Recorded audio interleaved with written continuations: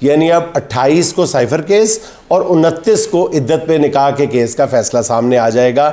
दोनों केसेस में गुमान ये जाहिर किया जा रहा है कि इनका फैसला खान के हक में आएगा। इमरान खान के ख़िलाफ़ वैसे तो मेरा ख्याल है कि 200 के करीब केस है, मगर ये जो टेरियन वाइट और इद्दत में निकाह का मुकदमा है, ये दो के साथ बहुत इम्पॉर्टेंट कुछ मुखबरियाँ या ख़बरें शेयर कर रही हैं। हुक्मरानों पर थू थू की गई है इन दो मुकदमात के।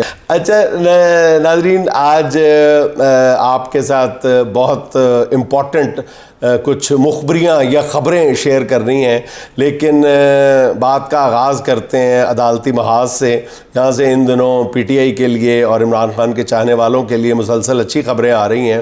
तोशाखाना केस में ज़मानत, फिर टेरियन वाइट केस को नाकाबिल समाअत करार दिए जाने के बाद अब इद्दत में भी जो केस था, निकाह का केस था, वो उसका फ़ैसला महफूज कर लिया गया है, जो ग़ालिबन 29 मई को सुनाया जाएगा। इमरान खान के ख़िलाफ़ वैसे तो मेरा ख्याल है कि 200 के करीब केस है, मगर ये जो टेरियन वाइट और इद्दत में निकाह का मुकदमा है, ये दो ऐसे केस थे जो ख़ास तौर पे इमरान खान के ज़ाती किरदार को आलूदा करने के लिए बनाए गए थे। इनके नताइज से ज़्यादा हुक्मरानों को दिलचस्पी इस बात में थी कि जूँ ये केस चलता जाएगा तो इमरान खान की ज़ात पे कीचड़ उछालने के मौके उनके हाथ आते रहेंगे। लेकिन ये पड़ उल्टी गई, हुक्मरानों के सिर ये उल्टी पड़ गई। पूरी दुनिया में हुक्मरानों पर इन दो मुकदमात के हवाले से जिन लोगों में भी ज़मीर नाम की कोई चीज़ थी और ख़ास तौर पे इंसानी हकूक़ की तंजीमों की तरफ से भी और मुख्तलिफ़ इदारों की तरफ से भी बाकायदा हुक्मरानों पर थू थू की गई है इन दो मुकदमात के हवाले से। एक ये जो था इद्दत में निकाह का केस और दूसरा टेरियन, और क्योंकि ये इंतहाई ज़ाती नौइयत के केस थे। असल में हुक्मरानों का मकसद ये था कि इमरान खान पर ये तोहमत लगाई जाए कि ये बंदा जो नौजवानों को कहता है कि आप अपना रोल मॉडल जो है वो स्टीव जॉब्स और बिल गेट्स को ना बनाओ, बल्कि अकायद हो जहाँ रसूल पाक सल्लल्लाहु अलैहि वसल्लम को अपना रोल मॉडल बनाओ। तो हुक्मरान ये चाहते थे कि लोगों को, यूथ को ये बताया जाए कि ये सिर्फ सारी बातें जो है इमरान खान की बयानबाजी है, असल में वो एक इंतहाई बदकिरदार शख्स है। लेकिन एक बात याद रखने की ये है कि इज़्ज़त और ज़िल्लत बंदों के हाथ में नहीं हुआ करती। सब ने देखा कि पहले टेरियन वाइट केस नाकाबिल समाअत करार पाया और आज इद्दत में निकाह के केस का फ़ैसला जो है वो भी महफूज कर लिया गया है, और गुमान यही ज़ाहिर किया जा रहा है कि ये दोनों फ़ैसलों में इमरान खान और बुशरा बीबी जो हैं वो अल्टीमेटली सुरखरू होंगे। आपको याद होगा कि इस केस का जो फ़ैसला इलेक्शन से पहले जल्दबाजी में सुनाया गया था, केस की समाअतें रात 2-2 बजे तक जारी रही थी और इमरान खान की और उनकी अहलिया को 14 साल कैद की सज़ा सुनाई गई थी, और यही फ़ैसला था जिससे हुक्मरानों को बाद में लेने के देने पड़ गए थे।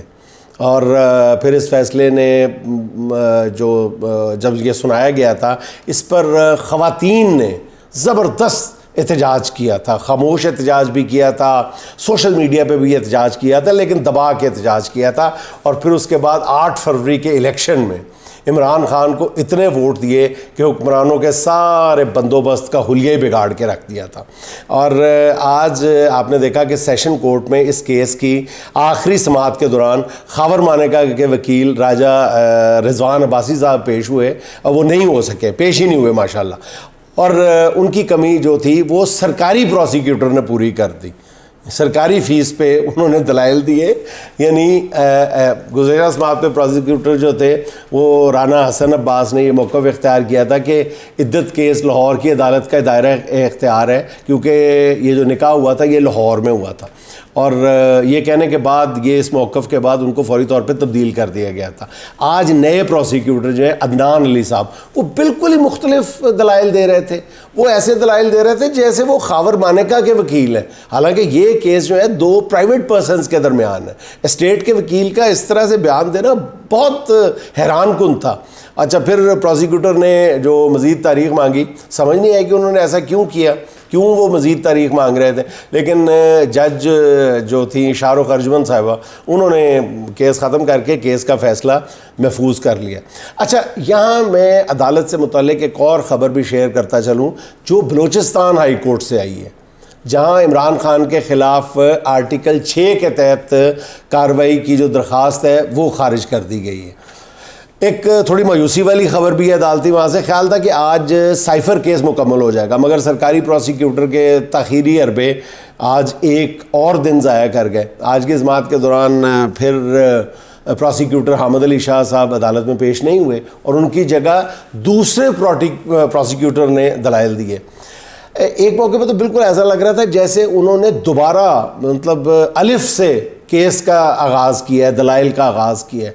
उन्होंने अदालत से इस्तदा भी की कि वो सिर्फ 1 घंटे तक अपने दलाइल देंगे, लेकिन वो अपने वादे पे कायम नहीं रहे। आज अदालत ने एक बार फिर बड़े अच्छे निकात उठाए जब जजेस ने ये सवाल किया कि बकौल हुकूमत साइफ़र केस में तो मौत की सज़ा भी हो सकती है।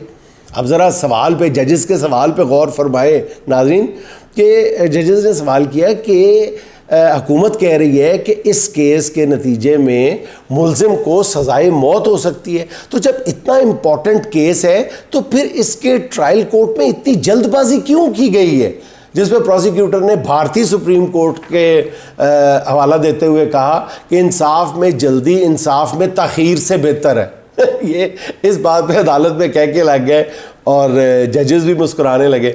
अच्छा, आज उनकी समाअत के दौरान FIA से प्रोसिक्यूटर इतना बुखलाए हुए नज़र आए कि उन्होंने अदालत से इस्तदा कर दी कि ये केस ट्रायल कोर्ट में दोबारा भेज दिया जाए। ये ट्रायल कोर्ट में अगर ठीक नहीं चला तो इसे रिमांड बैक कर दिया जाए, यानी दोबारा निचली अदालत में भेज दिया जाए। यानी असल में वो कहना चाह रहे थे कि इस केस का फ़ैसला ना करें सरकार, लटकाओ इनू। इस पर अदालत ने रिमार्क देते हुए कहा कि इस स्टेज पर ऐसा करना जो है वो बिल्कुल मुनासिब नहीं होगा। अच्छा, सरकारी वकील की जो मुसलसल लंबी तकरीर थी ना, उस पर भी इमरान खान के वकाला ने खासा एतराज़ किया कि उन्होंने कहा कि जी मुझे 1 घंटा और चाहिए दलाइल के लिए।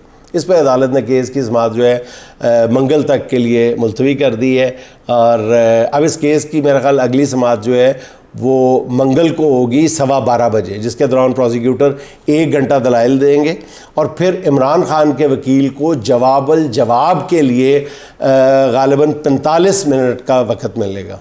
और नाज़रीन, चलते चलते आखिर में अब्बास ताबिश साहब की ज़बान में आज की छोटी सी बात, शजर समझ के मेरा एहतराम करते हैं, परिंदे रात को मुझ में क़याम करते हैं। वाह! लहू के घूंट ना पीता तो और क्या करता, लहू के घूंट ना पीता तो और क्या करता, वो कह रहे थे तेरा इंतज़ाम करते हैं, वो कह रहे थे तेरा इंतज़ाम करते हैं। अगर कभी मुझे मौजूदगा से फुर्सत हो तो रफ्तगा मेरी नींदें हराम करते हैं। वाह वाह वाह, क्या अभी तो घर में ना बैठे कहो बुजुर्गों से, अभी तो घर में ना बैठे कहो बुजुर्गों से, अभी तो शहर के बच्चे सलाम करते हैं, अभी तो शहर के बच्चे सलाम करते हैं।